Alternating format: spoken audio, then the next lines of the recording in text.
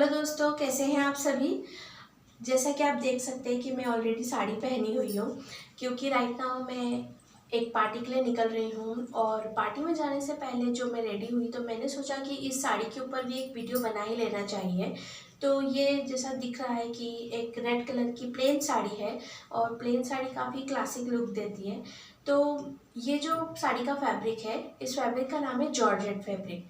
अब georgette fabric के बारे में तो सभी लोग जानते ही होंगे, क्योंकि ये तो काफ़ी लेटेस्ट फैब्रिक है और ये सभी के पास अवेलेबल होता ही है। और जॉर्जेट साड़ियाँ काफ़ी पसंद की जाती है।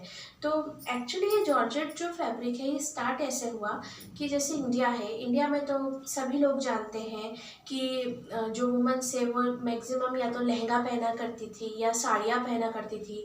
और साड़ियों का फैशन तो आज तक एज इट इज़ है। बट जो फॉरेन कंट्रीज़ की वुमन हुआ करती थी, लाइक इंग्लिश वुमन, तो वो वुमन से ना एक लॉन्ग ड्रेसेस पहना करती थी, जिसे हम इवनिंग गाउन बोलते हैं।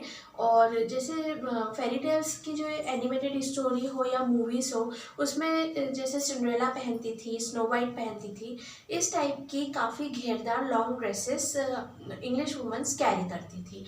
तो होता ये था कि ये जो लॉन्ग ड्रेसेस रहती थी, या तो कॉटन की बनती थी या फिर सिल्क की बनती थी। और ये जो फैब्रिक में वो पहनती थी, तो इन लॉन्ग ड्रेसेस को बहुत ही ब्यूटीफुल बनाया जाता था। और इनके जो कमर के नीचे का जो घेर होता था, तो उनमें बहुत सारे अलग अलग कलर के कपड़ों को अटैच करके काफ़ी घेरदार, काफ़ी अच्छा सुंदर बनाया जाता था। लेकिन पहनने पर ये जितनी सुंदर लगती थी, उसे क्लीन करना और उसकी टेक केयर करना उतना ही ज़्यादा डिफ़िकल्ट होता था। क्योंकि सबसे पहले तो इन्हें धोना बहुत मुश्किल होता था, क्योंकि ये काफ़ी मोटे मोटे फैब्रिक हो जाया करते थे गीले होने के बाद। उसके बाद में फिर उसे सुखाना भी बहुत मुश्किल होता था। उसके बाद में उसे सूखने के बाद उनमें काफ़ी सारी क्रीज पड़ जाती थी, जिसे प्रेस करना भी काफ़ी मुश्किल होता था। तो इन सभी प्रॉब्लम्स के सॉल्यूशन के लिए फ्रांस के एक ड्रेस मेकर, जिनका नाम जॉर्जेट डेला प्लांटे था, उन्होंने अपने शॉप पर एक नए प्रकार के फैब्रिक का आविष्कार किया। तो उन्होंने क्या किया कि सिल्क के धागों के बीच में उन्होंने सिंथेटिक धागों को मिक्स किया, और इन दोनों धागों को मिक्स करके उन्होंने एक नए प्रकार का फैब्रिक बनाया। और अपने नाम के ऊपर इस फैब्रिक का नाम उन्होंने जॉर्जेट दिया। तो ये जो जॉर्जेट के जो कपड़े होते थे ना, ये बहुत ही लाइट वेट होते थे, और सिंथेटिक धागा मिला होने की वजह से इनमें क्रीज नहीं पड़ती थी। जब इन्हें साफ़ करना बहुत आसान होता था, क्योंकि अगर इस पर कोई दाग धब्बे भी लग जाते थे तो ये काफ़ी इजीली रिमूव हो जाते थे। और जो सबसे इम्पॉर्टेंट बात थी जॉर्जेट के कपड़ों में, तो इन कपड़ों को जब धोया जाता था तो इनमें से पानी बहुत आसानी से बाहर पूरा निकल जाया करता था। मतलब इन्हें सूखने में मुश्किल से 10-15 मिनट या आधे घंटे से ज़्यादा का समय नहीं लगता था। तो क्योंकि इनके अंदर पानी रुकता नहीं था, पूरा पानी बाहर निकल जाया करता था। और सूखने के बाद में भी इन कपड़ों में कोई क्रीज नहीं पड़ती थी। और ये कपड़े को बहुत पसंद किया गया।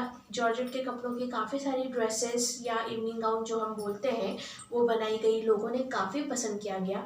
और इस तरह धीरे धीरे ये कप फैब्रिक जो है वो इंडिया आया। और इंडिया की जो ट्रेडिशनल वेयर है, साड़ी, जो मैक्सिमम वुमेन साड़ी पहनती है, तो उन्होंने जॉर्जेट की साड़ियाँ बनाना शुरू किया। इन्हें काफ़ी मेरी साड़ी प्लेन है, बट ऐसी प्लेन साड़ी हमेशा जॉर्जेट की प्लेन साड़ी नहीं मिलती। ये काफ़ी प्रिंटेड रहती, काफ़ी डिज़ाइन वाली रहती। और अगर किसी की इच्छा हो तो जॉर्जेट के कपड़ों के ऊपर एम्ब्रॉयडरी भी करते हैं। पर मुझे प्लेन चाहिए थे, इसलिए मैंने प्लेन साड़ी परचेस की थी। तो ये काफ़ी फेमस हो गया इंडिया में भी। और ऐसा नहीं है कि जॉर्जेट के कपड़ों की केवल साड़ियाँ ही बनती थी। सलवार सूट या जो भी, मतलब बच्चों के फ्रॉक्स वगैरह, या मतलब काफ़ी सारे फैब्रिक, क्योंकि मेन है ना जॉर्जेट फैब्रिक हुआ करता था। और इस फैब्रिक का इंडिया में काफ़ी सारा यूज़ किया गया। और जैसा मैंने बताया कि ये सूखने में बहुत आसानी होती है, धुलने में भी बहुत आसानी होती है। तो ये जो जॉर्जेट की साड़ियाँ हैं ना, जो वुमेंस के लिए मानसून में या मतलब रेनी सीजन में पहनने का बेस्ट ऑप्शन है। क्योंकि रेनी सीजन में सबसे ज़्यादा प्रॉब्लम ये होती है कि कपड़े सूखते नहीं हैं। कपड़ों में मतलब सुखाना बहुत मुश्किल काम होता है। तो ये जॉर्जेट की साड़ियाँ बहुत आसानी से सूख जाती हैं, इनको ज़्यादा टाइम लगता नहीं है। तो पूरी बारिश के मौसम में जॉर्जेट की साड़ियाँ यूज़ कर सकते हैं। जॉर्जेट की साड़ियों में बस एक प्रॉब्लम रहती है कि जब इसको सिर पे पल्लू लिया जाता है तो ये काफ़ी स्लिप होता है, ये पल्लू टिका नहीं रहता है। तो इसके प्रॉब्लम के सॉल्यूशन के लिए पल्लू पर सिर पर एक क्लिप लगा सकते हैं, क्योंकि ये थोड़ा सा सिर पे टिके रहने में प्रॉब्लम होती है, स्लिपी होता है इस वजह से। जॉर्जेट के कपड़े का आइडेंटिफिकेशन भी बहुत इजी है।